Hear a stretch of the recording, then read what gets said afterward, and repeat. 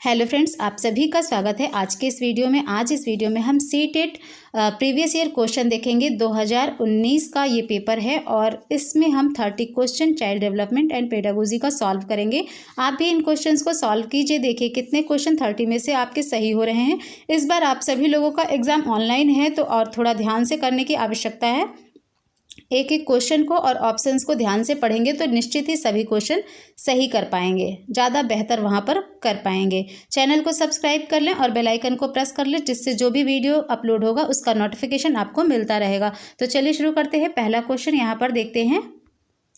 निम्नलिखित संरचनाओं में से शिक्षा का अधिकार अधिनियम 2009 किसकी वकालत करता है? समावेशी शिक्षा, पृथक्करण, मुख्यधारा शिक्षण, एकीकृत शिक्षा। यहाँ पर जो आपका राइट आंसर हो जाएगा ऑप्शन 1, समावेशी शिक्षा की बात करता है शिक्षा का अधिकार अधिनियम 2009। ठीक है, राइट आंसर हो जाएगा फर्स्ट, समावेशी शिक्षा। नेक्स्ट क्वेश्चन देखते हैं। वीडियो को पॉज करके आप अपने आंसर कर सकते हैं, क्योंकि ये रिवीजन की दृष्टि से है, थोड़ा फास्ट चलेंगे। तो दूसरा क्वेश्चन है डैश यह विचारधारा है कि सभी बच्चों को एक नियमित विद्यालय व्यवस्था में समान शिक्षा प्राप्त करने का अधिकार हो। तो यहाँ भी उसी तरह से प्रश्न पूछा गया है। तो यहाँ पे क्या बात कही जा रही है कि यह विचारधारा है कि सभी बच्चों को, यानी कि सभी तरह के बच्चों को एक नियमित विद्यालय व्यवस्था में समान शिक्षा प्राप्त करने का अधिकार हो। तो वो क्या कहलाएगी? समावेशी शिक्षा। ठीक है, राइट आंसर आपका 4 हो जाएगा, समावेशी शिक्षा। नेक्स्ट क्वेश्चन देखते हैं। क्वेश्चन नंबर 3 है एक शिक्षक को चाहिए कि वह विशेष संस्कृतियों समुदाय के बच्चों को बढ़ावा दे, वह विद्यार्थियों के बीच सांस्कृतिक विभिन्नताओं तथा विविधता की अनदेखी करे, यह संप्रेषित करे कि वह कक्ष में सभी संस्कृतियों का सम्मान करती है एवं महत्व देती है, वह विद्यार्थियों के बीच तुलना को अधिकतम करे। तो यहाँ पर आप अगर पॉजिटिव और नेगेटिव वर्ड अलग कर पाते हैं तो आपको पेडागोजी का क्वेश्चन सॉल्व करने में काफ़ी हेल्प मिलेगी। तो आप यहाँ पर देख सकते हैं पहले ऑप्शन में क्या है, वह विशेष संस्कृतियों समुदाय के बच्चों को बढ़ावा दे। तो यहाँ पर ये आपका गलत हो जाता है।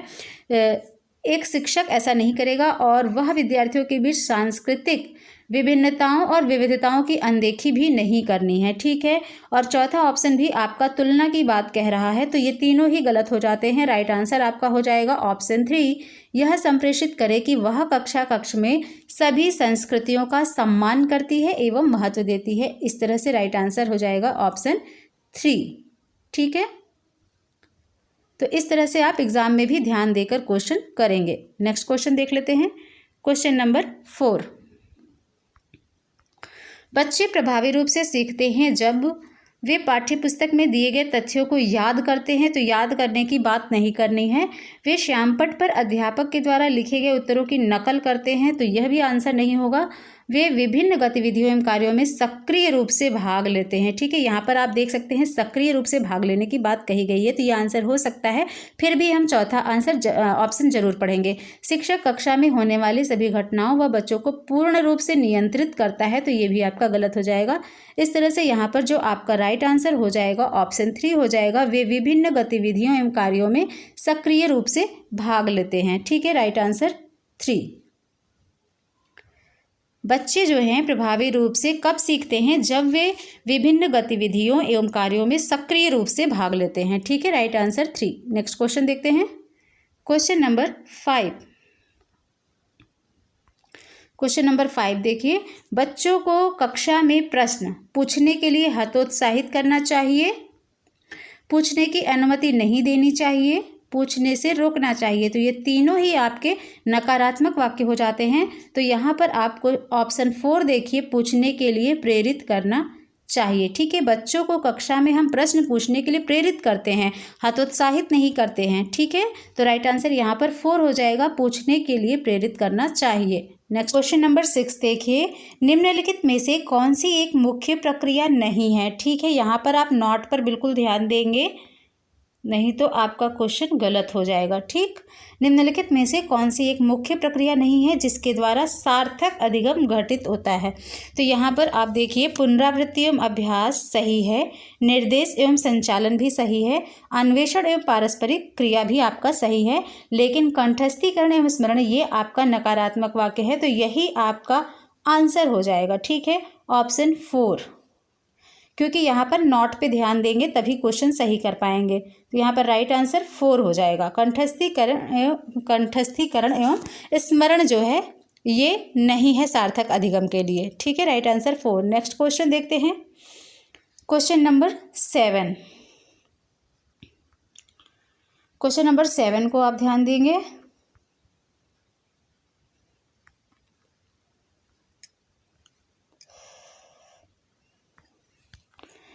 निम्नलिखित में से कौन सा स्तंभ क के बच्चों को स्तंभ ख में उनकी प्राथमिक विशेषताओं के सही मिलान को प्रस्तुत करता है?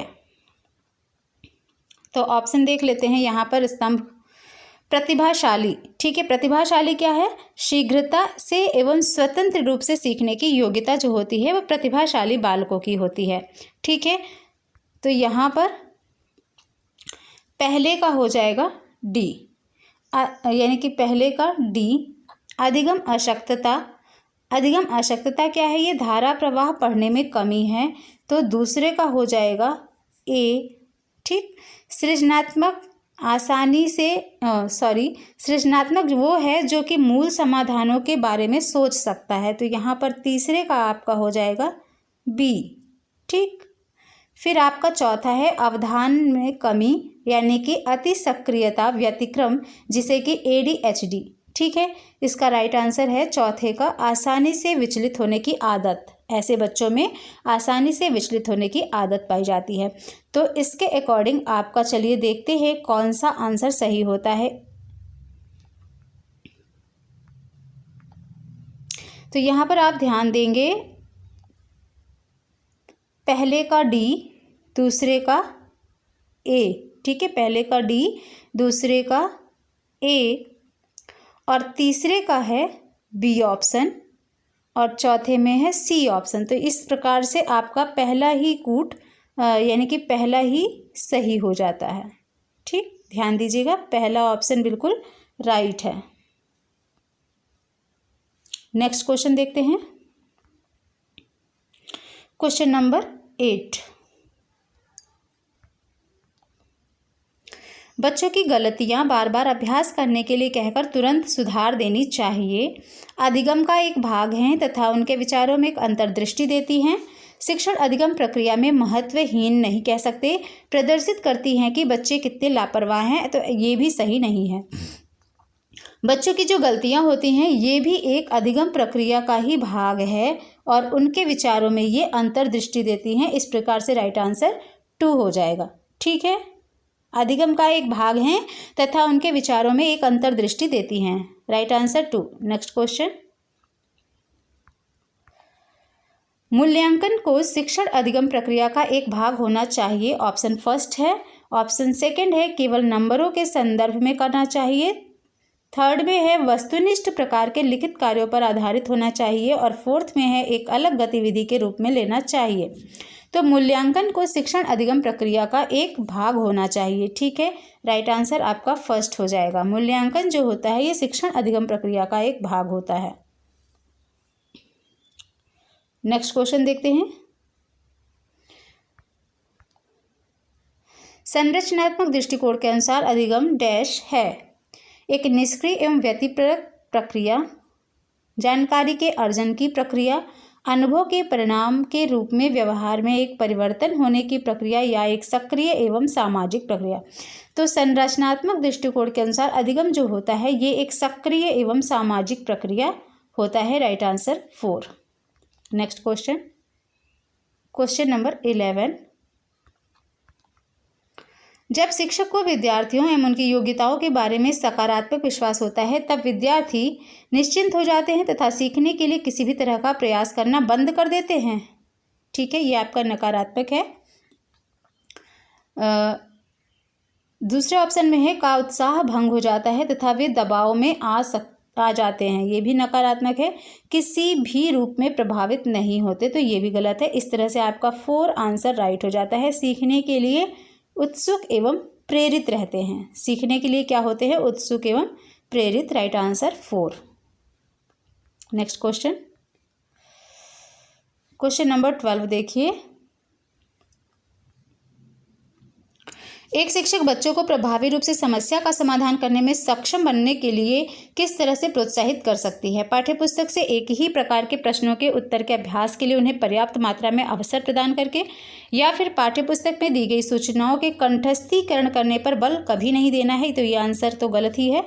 बच्चों को समस्या के बारे में सहजानुभूत अनुमान लगाने एवं बहुविकल्पों को देखने के लिए प्रोत्साहित करके, यह आंसर आपका ठीक लग रहा है। तो ऑप्शन 4 भी देख लेते हैं। पाठ्यपुस्तक के सभी प्रश्नों के व्यवस्थित तरीके से समाधान लिखकर एक शिक्षक बच्चों को प्रभावी रूप से समस्या का समाधान करने में सक्षम बनने के लिए किस तरह से प्रोत्साहन कर सकती है? तो यहाँ पर आपका आंसर राइट हो जाता है ऑप्शन 3, बच्चों को समस्या के बारे में सहजानुभूत अनुमान लगाने एवं बहुविकल्पों को देखने के लिए प्रोत्साहित करके। ठीक है, राइट आंसर 3।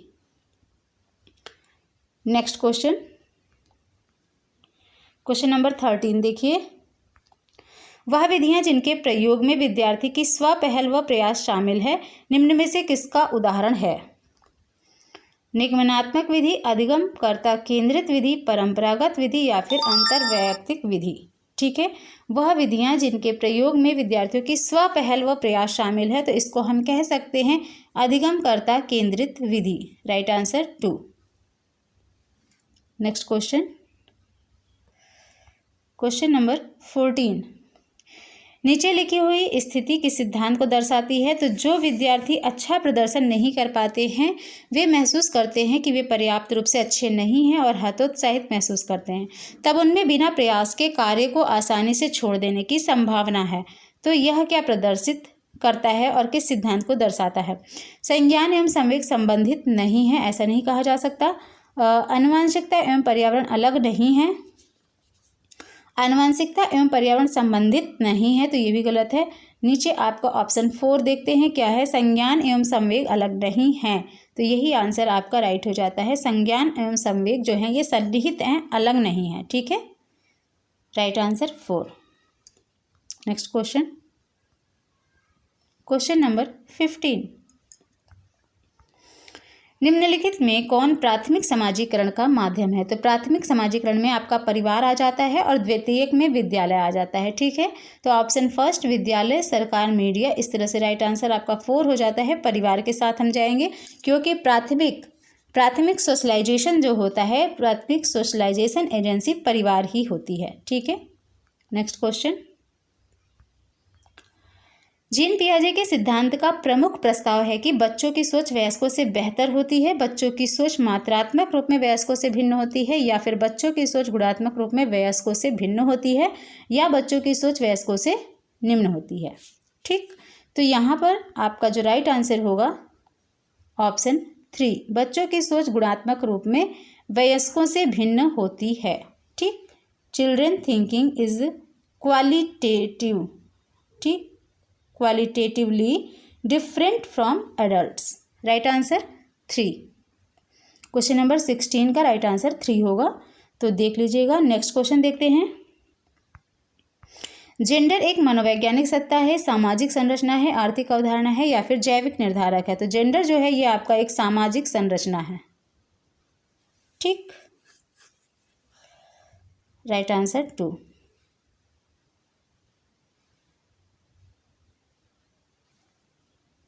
Next question. निम्नलिखित में से कौन विकास के व्यापक आयामों की सही पहचान करता है? क्वेश्चन नंबर 18 देखिए। संवेगात्मक, बौद्धिक, आध्यात्मिक एवं स्व, शारीरिक व्यक्तित्व, आध्यात्मिक एवं संवेगात्मक, सामाजिक, शारीरिक, व्यक्तित्व, स्व, और ऑप्शन 4 है शारीरिक, संज्ञानात्मक, सामाजिक और संवेगात्मक। तो यही आपका राइट आंसर हो जाएगा 4, शारीरिक, संज्ञानात्मक, सामाजिक और संवेगात्मक। ठीक है, right answer 4। Next question number 19 देखिए। बुद्धि के बारे में निम्नलिखित कथनों में से कौन सा सही है? बुद्धि अनुभव के परिणाम के रूप में व्यवहार में एक अपेक्षाकृत स्थायी परिवर्तन है। बुद्धि एक आनुवांशिक विशेषक है जिसमें मानसिक गतिविधियां जैसे स्मरण एवं तर्क शामिल होते हैं। बुद्धि बहुआयामी है जिसमें बुद्धि परीक्षणों के द्वारा पूर्ण रूप से परिमेय न की जाने वाली कई योग्यताएं शामिल हैं। बुद्धि अभिसारी रूप से सोचने की योग्यता है। तो यहाँ पर जो राइट आंसर होगा आपका, ठीक है, ऑप्शन 3 हो जाएगा। बुद्धि बहुआयामी है जिसमें बुद्धि परीक्षणों के द्वारा पूर्ण रूप से परिमेय न की जाने वाली कई योग्यताएं शामिल हैं। बुद्धि बहुआयामी है जिसमें बुद्धि परीक्षणों द्वारा पूर्ण रूप से परिमेय न की जाने वाली कई योग्यताएं शामिल हैं। Right answer 3। क्वेश्चन नंबर 20 देखिए, प्रगतिशील शिक्षा में बच्चों को किस तरह से देखा जाता है? तो प्रगतिशील शिक्षा में निष्क्रिय अनुकारकों के रूप में नहीं देखा जाता, खाली स्लेटों के रूप में नहीं देखा जाता, छोटे वयस्कों के रूप में नहीं देखा जाता। राइट आंसर हो जाएगा आपका ऑप्शन 2, सक्रिय अन्वेषकों के रूप में। ठीक है, एक्टिव एक्सप्लोरर। नेक्स्ट क्वेश्चन, लेव वाइगोत्स्की के अनुसार अधिगम एक व्यक्तिगत गतिविधि है, एक निष्क्रिय गतिविधि है, एक अनुबंधित गतिविधि है या फिर एक सामाजिक गतिविधि है?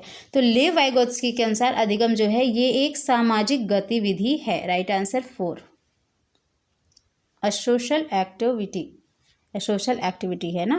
लेव वाइगोत्स्की ने सामाजिक सांस्कृतिक सिद्धांत दिया है, तो इनके अनुसार अधिगम जो है ये एक सामाजिक गतिविधि है। Right answer 4।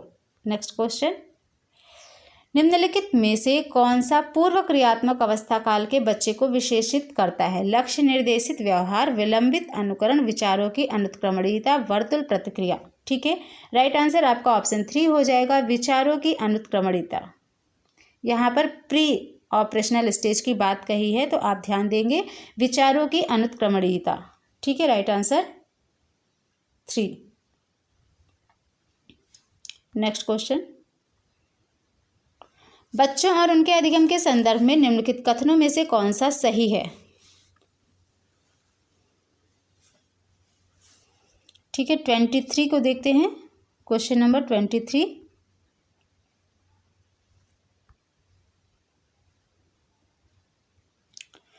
बच्चों और उनके अधिगम के संदर्भ में निम्नलिखित कथनों में से कौन सा सही है? बच्चों को सीखने के लिए अभिप्रेरणा तथा सीखने के लिए उनकी सक्षमता केवल आनुवांशिकता द्वारा पूर्व निर्धारित है। ऑप्शन 2 में है कि बच्चों की सामाजिक आर्थिक पृष्ठभूमि उनकी प्रेरणा एवं अधिगम सक्षमता को निर्धारित व सीमित करती है।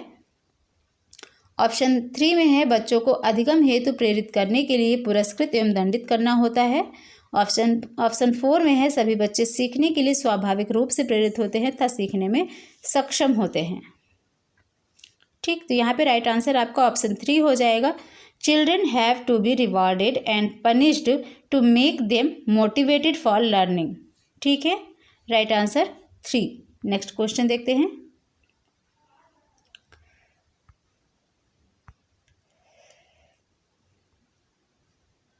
चालक विकास की दर में व्यक्तिगत विविधताएं होती हैं, फिर भी चालक विकास का क्रम डैश से डैश तक है। तो ऑप्शन को ध्यान से पढ़िएगा, अधोगामी, शीर्षगामी, अपरिष्कृत यानी कि स्थूल चालक विकास, परिष्कृत स्थूल चालक विकास यानी परिष्कृत सूक्ष्म चालक विकास। ऑप्शन 3 में है परिष्कृत सूक्ष्म चालक विकास, अपरिष्कृत स्थूल चालक विकास। ऑप्शन 4 में है शीर्षगामी, अधोगामी। तो बच्चे में सबसे पहले ग्रॉस मोटर स्किल डेवलपमेंट होती है, फिर फाइन मोटर। ठीक है, तो यहाँ पर आपका राइट आंसर हो जाएगा ऑप्शन 2, अपरिष्कृत यानी कि स्थूल चालक विकास से परिष्कृत यानी कि सूक्ष्म चालक विकास।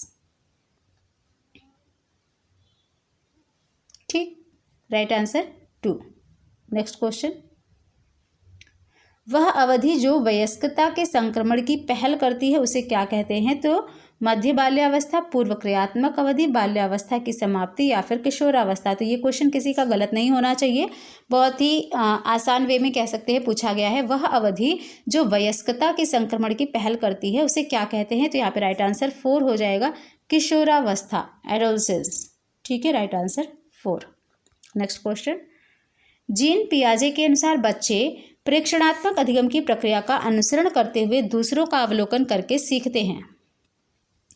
दूसरे ऑप्शन में है को उद्दीपन अनुक्रिया संबंधों के सावधानीपूर्ण नियंत्रण के द्वारा एक विशेष तरीके से व्यवहार करने के लिए अनुबंधित किया जा सकता है। और तीसरे ऑप्शन में है कि बच्चों को पुरस्कार एवं दंड के सिद्धांतों का प्रयोग करते हुए विशिष्ट तरीके से व्यवहार करना एवं सीखना सिखाया जाता है। चौथे ऑप्शन में है ज्ञान को सक्रिय रूप से संरचित करते हैं जैसे जैसे वे दुनिया में व्यवहार कौशल का प्रयोग करते हैं तथा अन्वेषण करते हैं। तो बिल्कुल जीन पियाजे का कहना है कि बच्चे ज्ञान को सक्रिय रूप से संरचित करते हैं। ठीक है, नन्हे वैज्ञानिक कहा है बच्चों को जीन पियाजे ने। Right answer 4। ठीक, ध्यान दीजिएगा 26 का राइट आंसर 4। नेक्स्ट क्वेश्चन 27 देखिए, मौखिक संवाद जो बच्चे अपने आप से करते हैं उन्हें लेव वाइगोत्स्की क्या कहते हैं? व्यक्तिगत वार्ता, भ्रांत वार्ता, समस्यात्मक वार्ता या फिर अहम केंद्रित वार्ता। तो बच्चे जो अपने आप से करते हैं, ऐसा संवाद जो बच्चे अपने आप से करते हैं उन्हें लेव वाइगोत्स्की क्या कहते हैं? Private speech. ठीक है, व्यक्तिगत वार्ता। ठीक, नेक्स्ट क्वेश्चन, खिलौने, पहनावे की वस्तुएं, घरेलू सामग्रियां, व्यवसायों एवं रंगों की विशिष्ट लिंग के साथ संबंधित करना क्या प्रदर्शित करता है? जेंडर रूढ़िवादिता, जेंडर सिद्धांत, जेंडर प्रासंगिकता, विकसित जेंडर पहचान। तो ये जेंडर रूढ़िवादिता कही जाएगी। ठीक है, right answer first, gender stereotyping. Right answer first. Next question, question number 29, एक प्रारंभिक कक्षा कक्ष में एक बच्ची अपने साथ जो अनुभव लाती है, ठीक है, एक प्रारंभिक कक्षा कक्ष में एक बच्ची अपने साथ जो अनुभव लाती है उसकी उपेक्षा करनी चाहिए या उन पर ध्यान नहीं देना चाहिए या उन्हें शामिल कर उनका संचय करना चाहिए या उन्हें अस्वीकार करना चाहिए? तो राइट आंसर यहाँ पर क्या हो जाता है? तो बिल्कुल यहाँ पर 3 ऑप्शन जो है बिल्कुल राइट हो जाता है। उन्हें शामिल करना चाहिए और उनका संचय करना चाहिए। Right answer 3। ठीक, चलिए आगे चलते हैं। Question number 30। क्वेश्चन नंबर 30 है, एक बच्चा तर्क प्रस्तुत करता है कि हिंज को दवाई की चोरी नहीं करनी चाहिए। ठीक है, हिंज को दवाई की चोरी नहीं करनी चाहिए, वह दवाई जो उसकी पत्नी की जान बचाने के लिए जरूरी है, क्योंकि यदि वह ऐसा करता है तो उसे पकड़ा जाएगा और जेल भेज दिया जाएगा। कोलबर्ग के अनुसार वह बच्चा नैतिक समझ की किस अवस्था के अंतर्गत आता है? एक क्वेश्चन आपको जरूर देखने को मिलेगा। ठीक है, तो इसका आंसर क्या हो सकता है? आप सभी अपना आंसर सोच लीजिए और इसका जो राइट आंसर होगा ऑप्शन 2, दंड एवं आज्ञा पालन अभिविन्यास। ठीक है, राइट आंसर 2, दंड एवं आज्ञा पालन अभिविन्यास। कोलबर्ग के नैतिक विकास सिद्धांत को आप अच्छे तरीके से पढ़ लेंगे क्योंकि उससे रिलेटेड क्वेश्चन आपको एग्जाम में देखने को मिलेगा। ठीक है, जीन पियाजे, लेव वाइगोत्स्की, कोलबर्ग, ये सभी इंपॉर्टेंट टॉपिक हैं और साथ ही समावेशी शिक्षा वाला टॉपिक। तो जो भी ये सब है इसको आप ज़रूर एक बार पढ़ लेंगे और जितने भी प्रीवियस ईयर क्वेश्चन है उनको आप रिवीजन जरूर करके जाएंगे तो आपको एग्जाम में काफ़ी हेल्प मिलेगी। आपने 30 क्वेश्चन किए जो कि ये प्रीवियस ईयर क्वेश्चन है और ये 2019 में पूछे गए प्रश्न हैं पेपर 1 में।